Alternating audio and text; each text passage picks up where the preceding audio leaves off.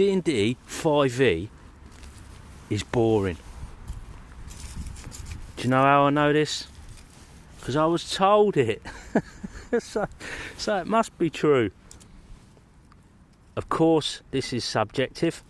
An opinion coming from a Pathfinder player in a game I was involved in not so long ago, and it got me thinking. And I was wondering, what is it that makes people come back to games? What makes a lasting campaign, perhaps? Another reason for thinking about this is I've been back going through my notes for There and Back Again on this kind of Middle-earth road that I'm travelling at the moment. I was looking at the subject I talked about yesterday, the journey mechanism, talking about bringing it into the jungle. I had my regular game of D&D yesterday, and it crops up all the time. You know, why do we play games and what makes us come back? And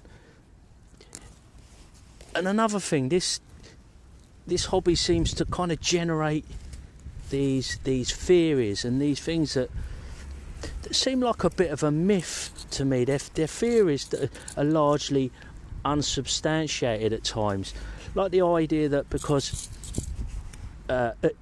what makes a game last is somehow related to the system, specifically the amount of crunch or player options, things like that. And do you know what?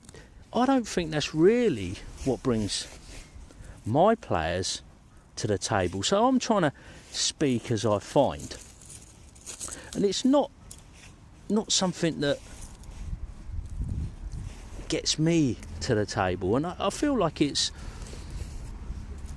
been said that it's an individual type of thing, yet people will still have theories on it. And I'd like to address this idea that you take a simple game like There and Back Again, and it might be described as seemingly not suitable for long-term play. And I just wonder where this idea is, where does this idea come from? What is it that people have heard this discussion before and it's sort of being regurgitated, or have they tried it out and played a few sessions and found that, you know, they got bored, like the Pathfinder play in my initial example. The player saying that 5e's boring. Well, when I heard that, I thought, well, I didn't go into it. I kind of didn't want to call the person out and sort of suggest that was a bit of a sweeping statement, and maybe they could expand on what they meant. I just kind of let it float out there unchallenged. But I was in my head thinking, that's curious, because I feel like the limitation is really in gaming. It's fantasy and it's make-believe. You know, even if it's a sort of a simulation of history or something like that, you're only really limited by your imagination. So I feel that if your imagination is limited, then your game is going to be limited. Of course, there's lots of limiting factors, like people's time and groups. You know, even with a game that might be lauded as perfect for long-term play, if you can't get a group that holds together, or you've got a situation where a group just can't string a series of games together, then all of this discussion becomes somewhat irrelevant. There's a lot of games, a lot of time goes into talking about setting something up, and then they don't even have a single session, let alone a series of sessions. So it seems like it's quite complicated, but in some ways also pretty simple. If you think the game's got to capture your imagination, and I think what some of the bigger games, the likes of D&D, say, they're a big company, and I feel they almost suck a little bit of air out of the room by their presence. You've got constant releases, and they take a sort of a shotgun approach. They're trying a bit of everything to appeal to a wide audience. If you throw enough stuff at something, some of it's going to stick. I think there's a bit of that goes on. And then if you take a smaller game, like I've recently revisited an episode on There and Back Again. Also notice a good point to mention that Arlen Walker of Live from Pelham's Waste has been talking about some similar issues, and he's put out he kind of read out the rules of There and Back Again. So if you just want to hear the rules and you're not interested on my actual play and my sort of like feedback on playing the game, there's a little sort of 14-minute episode, give you an idea of how the game's played. It's basically, like I say, a reading of the rules, so check that one out with Arlen Walker. Oh, also, big shout out to Arlen, one of the most recent members of the Pit Crew, so he's backing me over on Patreon, so big thanks for that, Arlen. Arlen was talking, he sort of had a theory about the mechanisms in a game. He talked about, obviously it's down to the players, mentioned it, his group could perhaps play a simpler game for a longer span of time, but then there's other people it's just not going to capture their imagination. You've got to have something that's inspiring, and I think a lot of that can come from all sorts of things, like the type of storylines that develop in the game, or maybe not necessarily develop, that the person running it or the group engineer. You can set up storylines, you could have emergent storylines, but if the play's not imaginative and not interesting, will it capture people's imagination? And that seems less about the system, certainly more about the players. Then there's the setting, the richness perhaps of the setting. What sort of things can you expect to be doing in this game? Is it about filling in your tax return, or is it something that's maybe got a bit of a broader appeal? I'm sure with the right group you could have the filling in the tax return RPG, but I feel like that's a little bit of a hard sell. Now if you've got your Spike Pit bingo cards with you there, you might want to mark this one off, because I'm going to mention Maze Rats. I think it's a good example of kind of what I'm talking about. There is an RPG product, what folk would call a light RPG perhaps. Some might call it OSR, some might not. Irrelevant.